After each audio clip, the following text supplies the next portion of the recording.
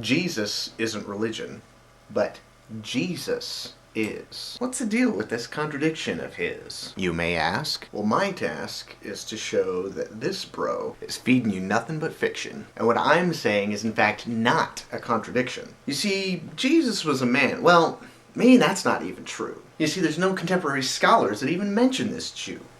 That's a little bit odd considering the things he's said to have done. Like rise from the grave, cure lepers, and, oh yeah, being God's only son. Virgin birth, feeding a group with just a few loaves and fishes? Walking on water, water to wine, and granting your wishes. Or prayer, if you will. But they're really the same. The only difference they have is what's in their name. All of these ideas come straight from religion. No record of any of them. Not a shred. Not a smidgen. You can't count the Gospels because they're a little bit biased. In fact, it's hard not to question which author was highest. It was John.